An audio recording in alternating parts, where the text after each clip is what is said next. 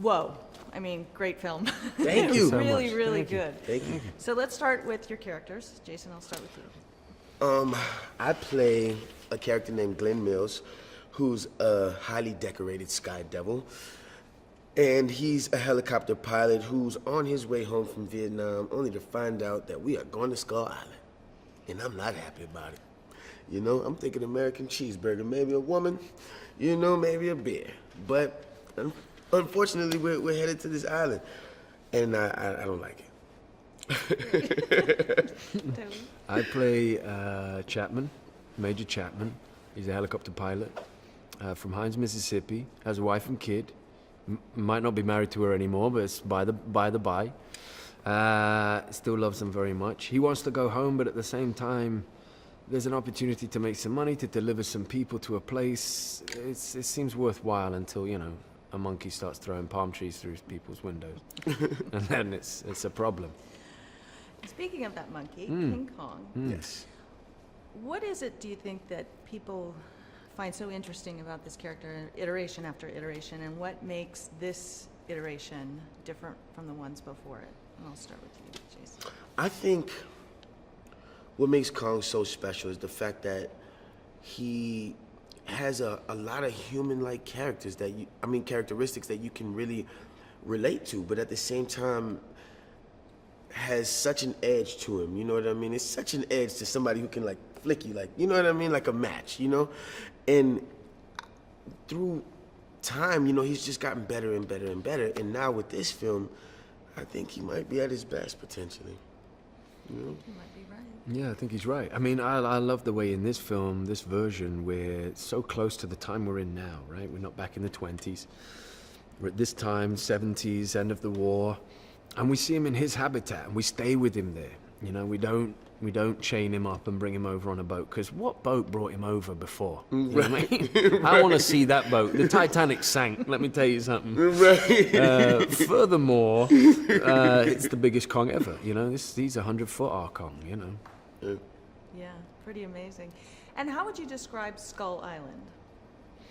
It is full of mosquitoes and bugs and giant things everywhere. And microbes in water. That's Right. Yeah. Right, but it's the most beautiful, like Skull Island is the most beautiful, untouched, fresh place that you could ever go, but at the same time it's very eerie, very scary. You know what I mean? A lot that could happen. Yeah. A plant could probably eat you, you know? I believe that. And speaking of Skull Island too, there was a lot of location shooting here. Yes. How do you, this is such a cinematic film too, how do you feel those places contributed to that cinematically, and what was that like, shooting in those different locations? They lent everything to it cinematically. You know, every time you were in a place, you were like, my God, you know, wow, where are we? You know, it sometimes took a long time to get there. You know, we set out at 5:15 and we got to base camp at 8. You know, we're traveling. We had to travel over some of those lagoon areas, especially the one where I watched Kong fight the squid. You know, it was a long journey. I remember we set out and it was almost dark, and we got back, it was dark. But the places were just awe-inspiring, incredible places. Yeah, they're so beautiful. Like, I don't know visually if I've ever seen anywhere as beautiful as Vietnam, but the way the entire island was put together, you know, like we got the best of every place that we went. We had some, like, the bamboo forest in Hawaii was very interesting to me. It's just, I don't know, the way that it was put together, like visually, it's beautiful. It's beautiful. And let's talk about this cast.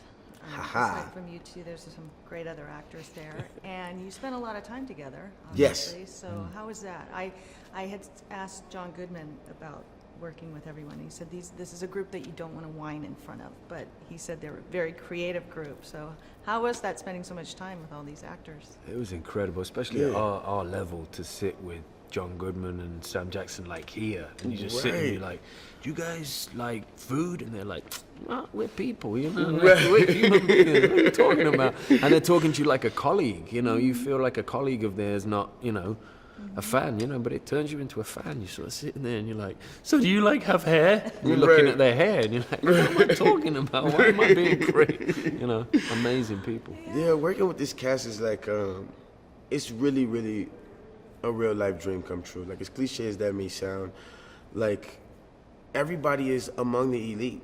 You know what I mean? Down to like Tien, who only, you know, has a small part in the movie. It's a major ensemble. Everybody's dope. Everybody's super chill, you know, but at the same time, I mean, we're a group of actors, so everybody got the jokes, you know what I mean? Yeah. Everybody has great downtime. You know, we had Bree putting together some break-ins for us, you know, to do some pretty interesting things that we probably wouldn't have done alone.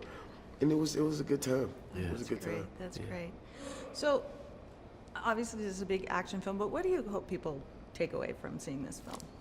I mean, like all those big journeys, you know, big journeys, they're supposed to incite you to something that you may have going on in your existence, or something, a viewpoint of yours about something. And so, you know, although it's massive and exciting and fun, you're going to see, you know, King Kong giving you very emotional, gentle moments as well as enormous roars, etc. Right. You're going to feel like your life is part of that, you know, it's explained in this big, long, epic journey. Right, and also, to piggyback on what he said, I think it's interesting how when things are out of the norm, we choose to bash it or we choose to contaminate it in some sort of way. Or in this case, we try to kill it, you know? And you don't always have enemies until you pick up a gun, you know what I mean? So it's a very interesting thing to see. Yeah. Well, it was really good. It was really good. So Thank you. congratulations. Thank you. Thank you. So what did you think of that video? Now, stay with me as I've some interesting making of facts for you. Jurassic Park had 14 minutes of dinosaur footage, and out of these, only 4 minutes were rendered with computer graphics. The rest were shot using animatronic models, including a 20-foot T-Rex that weighed more than 13,000 pounds. Are you a fan of the Jurassic Park franchise? Subscribe to our channel and check the notification bell to always be up to date with all the latest releases.